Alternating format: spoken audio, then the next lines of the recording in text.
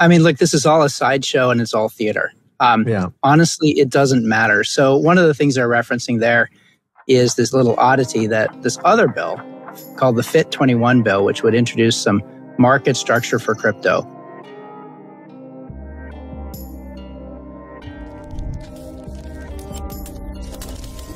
Launching a smart contract platform is actually a lot like launching a rocket ship to space. You have to build it and design it once, and then you launch it, and then you want the rocket ship or the satellite or whatever to be operating for decades to come. Which is that this administration has not been particularly friendly when it comes to crypto, especially not in recent years. But we want to make sure people can have individual wallets for their Bitcoin, so they have that sovereign over their own money. At Visa, and more recently I switched to the product team working on some of the new initiatives at Visa, including tokenization that I will. Delinquencies and defaults in commercial real estate loans is rising at a higher pace than it was for subprime loans into the 2008 crisis. Your country can't regulate its own banking system. We really want to figure out a way to hedge against that. You know, hundreds of millions, you're talking tens and tens of billions. And to me, actually, that's the most exciting thing about the technology today. It's not something that's a pipe dream. Know what you hold?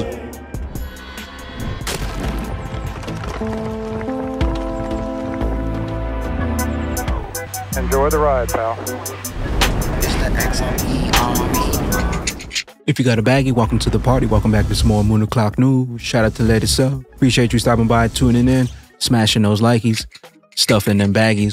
We're going to be taking a look at this DAI post today, breaking it down. The true intentions of Ripple are to handle 100% of the transactions, which will take place in the derivatives market. But check out, if that were to happen, what XRP's price would be.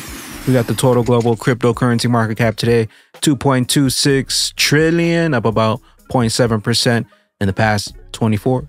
We got XRP currently in that number 7 spot, creeping up back to the 50s, currently right around 47 cents. We got Stellar XLM in that number 30 spot, right around 9 cents. BTC 57,978. We got ETH right around 32 hundo. Flare Networks right around 0.019. Axelar 68 cents.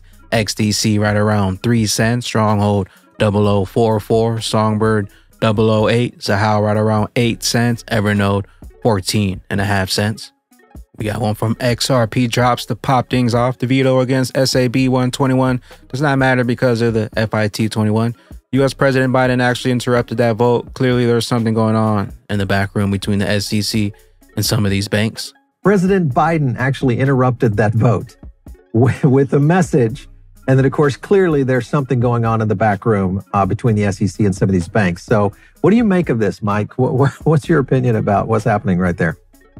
I mean, look, this is all a sideshow and it's all theater. Honestly, it doesn't matter. So one of the things they're referencing there is this little oddity that this other bill called the FIT 21 bill, which would introduce some market structure for crypto. It also happens to obliterate SAB 121. So it would be a second way to do it. And some of the Congress people voted yes on one and on the other. Okay. We got Danielle Dixon, impressed by the team's dedication to excellence, tackling the toughest smart contract problems for the Stellar ecosystem. When we say better on Stellar, we mean it. Anything that you can do on Solana, Ethereum, you can do that and better on Sorbonne. Howdy, my name's Garen Tyson. I'm a senior software engineer here at SDF, and I work on protocol for the Stellar blockchain. I think for me, I come from a security background first and foremost, and so I'm really interested in how computers and networks in particular kind of interact in interesting environments. When we were building Sorbonne, we were thinking about 3 primary design principles, that being performance, scalability, and security. One of the things that sets Sorbonne apart the most from other blockchains is our focus on sustainability and scalability. The reason being that a lot of blockchain platforms are building for the needs of today, but blockchain still hasn't met mass adoption yet. Even the highest performance blockchain is getting several hundred TPS, maybe 1,000 TPS transactions per second at the most. But if you look at traditional Web 2 networks, such as a credit card network, those are operating at 25,000, 30,000 transactions per second. And so to achieve any real world scale, you can't be building for the use cases today, but you need to make sure that your platform is built for the needs of tomorrow. And so we've been building for scalability since day one. Launching a smart contract platform is actually a lot like launching a rocket ship to space. You have to build it and design it once, and then you launch it, and then you want the rocket ship or the satellite or whatever to be operating for decades to come. But once it's lifted off, you can't change things. And smart contracts are actually pretty similar. If you think about launching Sorbonne today in 2024, if someone deploys a smart contract, we want that smart contract to operate the same way today as it operates 15, 20 years from now. And so any design decisions that you make when you launch the smart contract platform, you're pretty much locked into. Of course, you can make improvements as you go forward, but you can't make breaking changes. Stellar org, better on Stellar. We got Tom Emmer says, I'd like to report the SEC chair for regulation by harassment. Fire Gary Gensler. Gary, you still there? We got Subject Views. Watch Sheila Warren, CEO of Crypto Council for Innovation. Crypto Council was president at RepRocana roundtable with crypto industry heavyweights such as Brad Garlinghouse, Danielle Dixon. At a roundtable led by Rocana, which included members of the Biden administration and many crypto-focused groups. What was the most important point that you were trying to get across to officials in the room?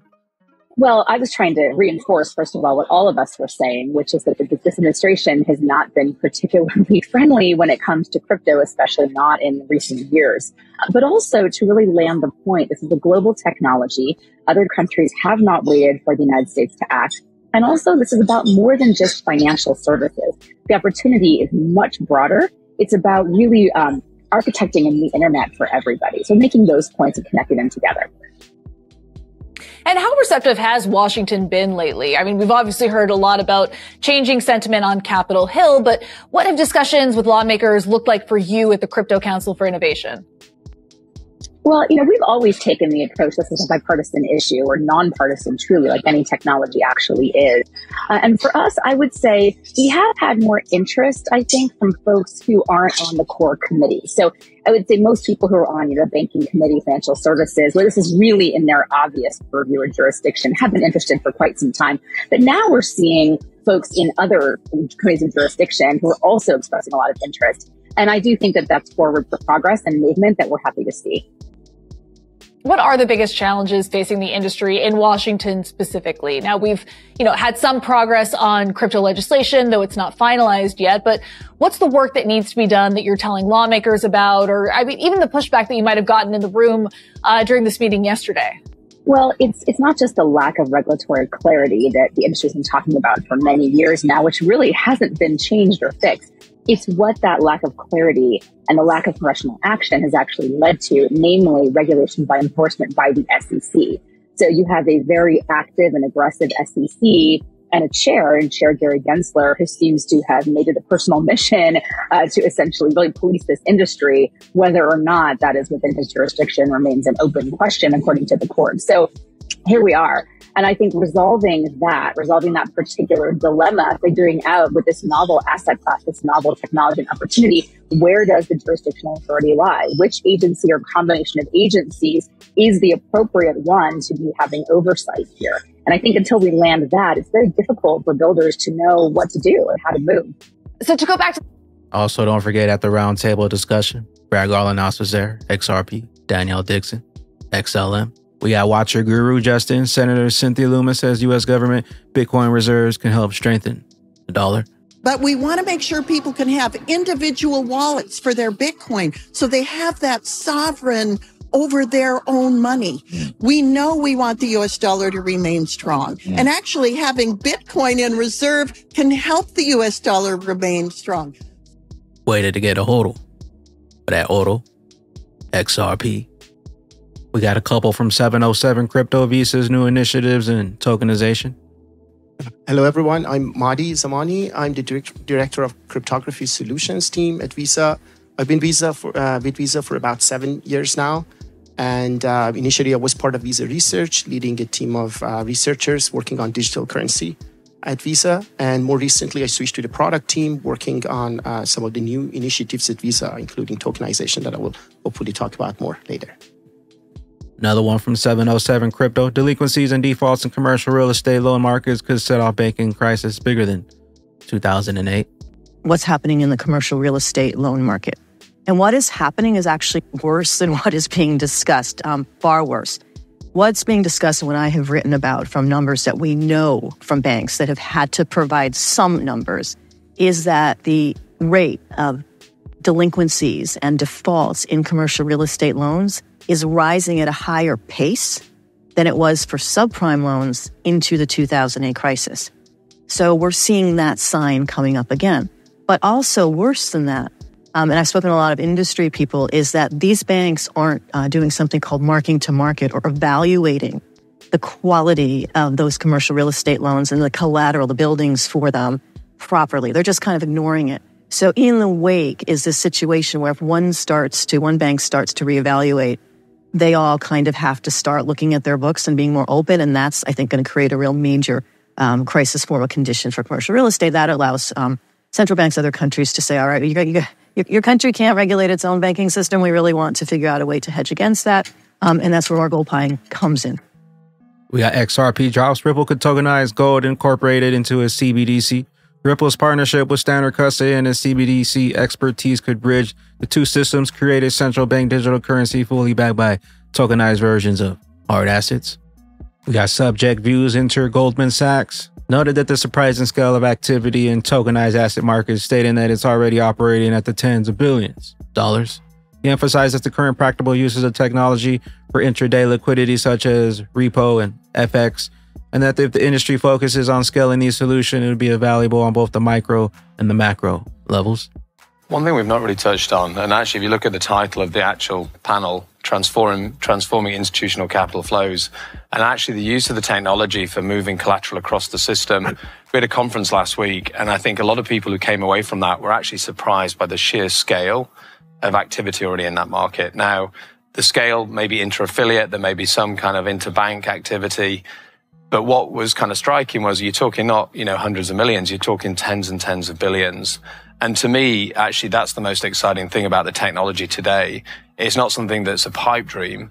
Actually, if you use it for kind of intraday liquidity purposes, be that repo, be that FX, thinking about repo on a term basis, and even kind of the collateralization probably a little bit further down the line for derivatives, this can have an absolutely profound impact. You can de-risk the market and you can reduce kind of counterparty risk and just make the whole thing just much more seamless.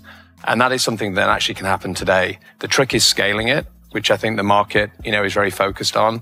And there's a number of, people who are working and involved in that space. And I see Ami over there. Give a shout out to him. And, I think that's really important because, we've done this on a micro level and shown to the firm we can actually create value. But others across the market have probably done it much bigger. And there's real value there today. Chad Steingraber, Trump will build a friendly alliance with BRICS Plus, digital currencies backed by commodities between all. Oil, gold, XRP. Hungary Prime Minister Viktor Orban meets with Donald Trump in Florida.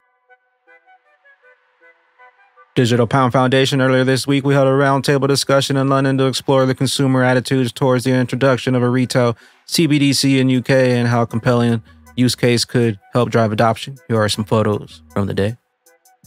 Mr. Man XRP IMS suggests that the rise of digital currencies, there could be more than one reserve currency. Joe Katz has also stated that there could be more than one reserve currency at the same time. DEX5 Pro, watch how to make a deposit to Zahao/XRP liquidity pool in just 30 seconds using DEX5 Pro X app in your Sun wallet. Safe, efficient, seamless. Check out DEX5 Pro, my DeFi one-stop shop on the XRP ledger, desktop, mobile, Zaman, X apps, Bifrost. Sentiment feed. Despite a mild recovery to the end of the week, Bitcoin's recent dip came as the S&P 500 and equities continue to flourish. This has been a rare sight for the past 3 years. Most of the crypto runs coming in tandem. BTC lagging behind suggests an eventual bullish catch-up period. We got Mustache, altcoins, total 2 inverse head and shoulders pattern.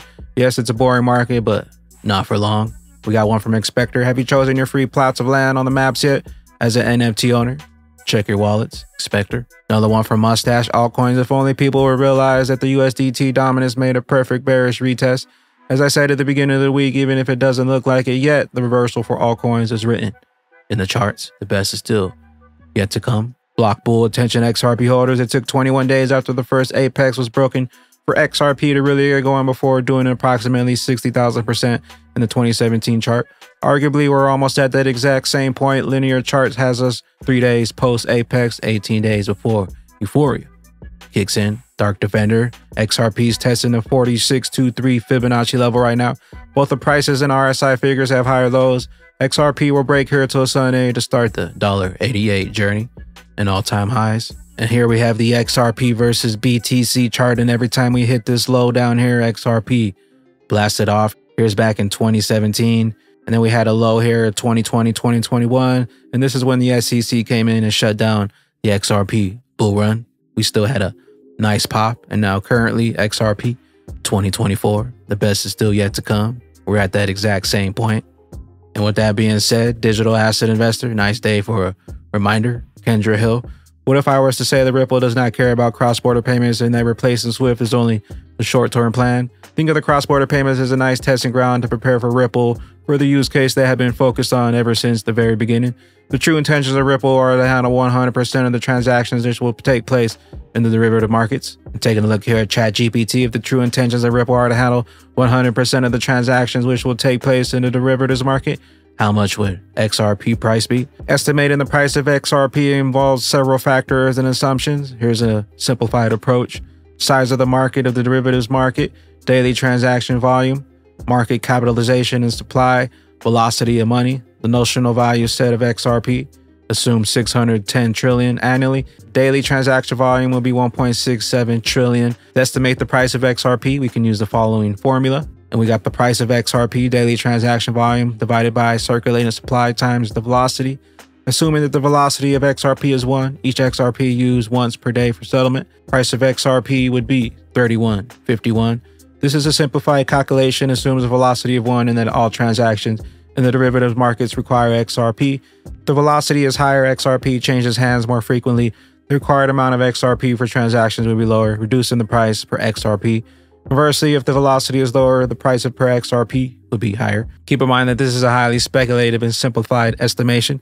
Many other factors would influence the actual price of XRP in such a scenario, including market adoption, regulatory developments, liquidity, and the broader economic conditions. Taking a look at the XRP calculator, if we take that 1.67 trillion in daily transaction volume, and I put in an average day of a half a day in between transactions per one XRP, and also duration at which the volumes are estimated to be reached 3 years, circulating supply 60 billion, interest rate 5%, value of XRP would be $443.94. I also asked ChatGPT, why does the XRP calculator come to around $400 and above for the 1.67 daily transaction volume using the Unbanked Freedom calculator?